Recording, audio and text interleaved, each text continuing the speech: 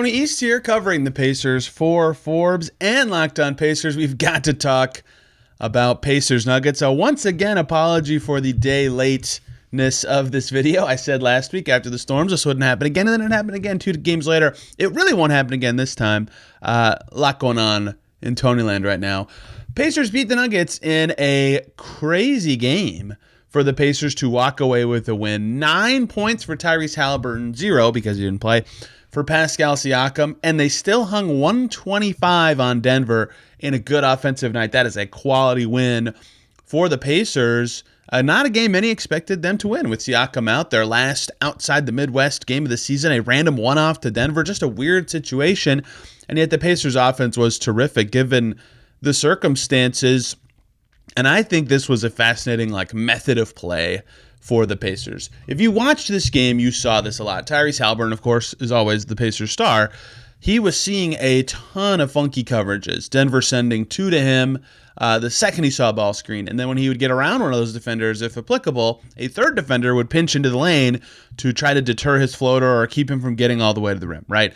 And Tyrese Haliburton's seen that coverage before and has found ways to get shots off before, but wasn't or couldn't in this game, right? It took him, I think, 17 minutes to take his first shot of the game. I talked about this on Locked On Pacers, but I believe or read a tweet that was the latest this season into a game that he took his first field goal at all. It was remarkable that he was that off of the looking for his shot game, but that doesn't mean he was playing bad. It felt different with the results of the game, certainly. When the Pacers were down 13 in the first half, it felt like, man, they've got to get Haliburton rolling, get him some shots.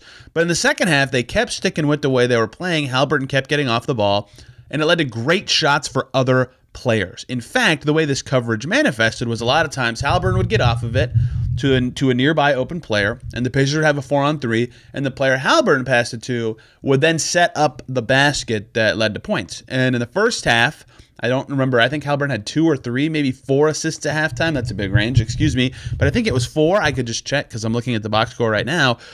So he wasn't actually directly leading to a lot of the points with his own passes. He had 2 assists in the first quarter in this game, right? But he had a lot of hockey assists. That's why Nembhard had 6 assists, and Mathurin had 4 assists, and TJ McConnell had 6 assists. Got a lot of guys kept it moving after him really well. And so the offense was actually humming at a pretty good level, despite the attention Haliburton was intentionally getting. For example, a very first Pacers basket of the game. Haliburton sees 2. He gets it to Miles Turner. Turner sees a recovering defender who's rotating. He throws it to Andrew Nembhard.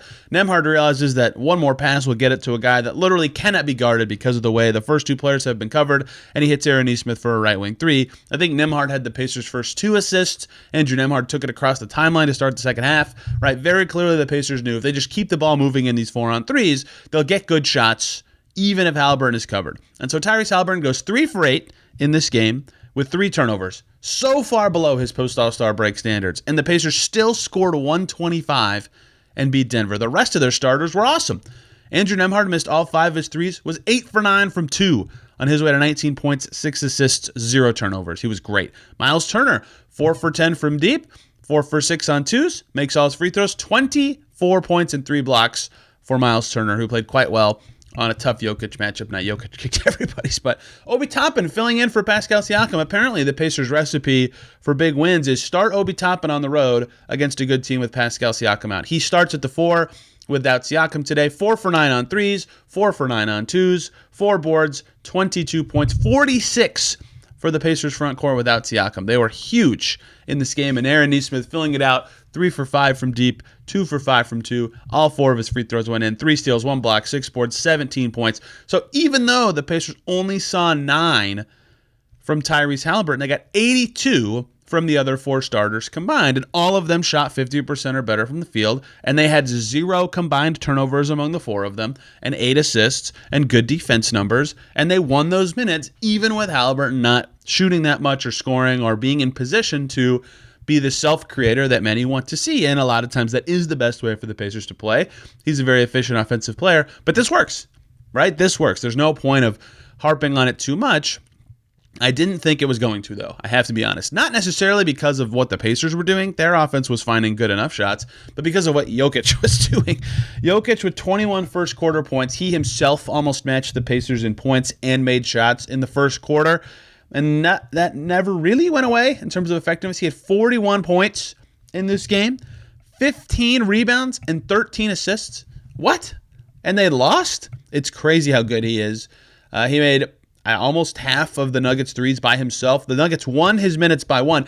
And so here's the moment I thought the Pacers were going to lose. It was the second quarter of the game, and at the end of the first quarter, the Nuggets were up by 9, and Jokic was on the floor the whole first quarter. So his usual sub pattern is he sits about the first 4.5 minutes of the second and fourth quarters. That's about what happened in the second quarter, and the Pacers did not chip into their deficit. They were still down 9 when Jokic returned, and then they were down 13 really soon after he came back in the game. I thought, it's over. Jokic is going to keep rolling. They can't stop him. They're not going to be able to keep up. But the starters did a good job getting it closer by halftime with some timely shooting. I think it was a 5-point game by the half. And then in the second half, the Pacers did very well. I think they were +8 in the non-Jokic minutes in the second half, and that was huge. The bench deserves a ton of credit for that span. Ben Mathurin had a nice passing game. 4 assists for him. 3 of them were really nice, even though his scoring wasn't really there. That was really huge for the Pacers. Jarris Walker did have a nice scoring game with 11 points on 4 for 5. His shooting has been lights out of late. And 6 boards. He was quite good when they needed size in this game because Denver's pretty huge. Thomas Bryant made all of his 2s, missed all of his 3s. Kind of a goofy game. His defense is going to need to be better for the playoffs, but they needed all the 2s he gave them. TJ McConnell got it moving for the second unit. 12.6 assists. No turnovers. He did miss 7 times, but he added a lot of juice. Tony Bradley played real minutes because the altitude can just affect centers so much. And he played. Johnny Furphy played real minutes and got 4 rebounds. They needed the bench to be pretty good, and everybody who played offered them something in a way that was important. And so after they figured out the non-Jokic hurdle in the first half, that group was good in the second half. And I thought a key stretch was that there was a moment with McConnell, Mathurin, and I believe Jarris Walker on the floor all together in the fourth quarter with Jokic back in the game. And the Pacers stole some minutes there. They won those minutes, I think, by 2 with a bench group against Jokic. And all of that little stuff that they didn't do well in the first half really came together in the second half. Their bench was great. They kept scoring even with Haliburton getting cut off. Jokic wasn't as amazing. They won the non-Jokic minutes. And all of a sudden, the Pacers beat a pretty good Denver team on the road. They're now 2 wins away, or $2 losses away, from clinching home court in the first round. The Pacers no longer can be worse than the 5 seed. Technically, they could still get the 3 seed, but they would need no more Knicks wins, and they'd have to go undefeated the rest of the way. So lots of fun scenarios for the Pacers now available because of this win. They'll have a lot of control over where they could end this season seeding-wise, and we'll have a breakdown of that. I already did it on Locked On Pacers, and much more details on this game there as well. We'll be back after Pacers-Wizards Tuesday night from Gainbridge Fieldhouse. I'll be at every Pacers game the rest of the season, so expect videos there. Thank you all so much for watching. We'll catch you in the next one.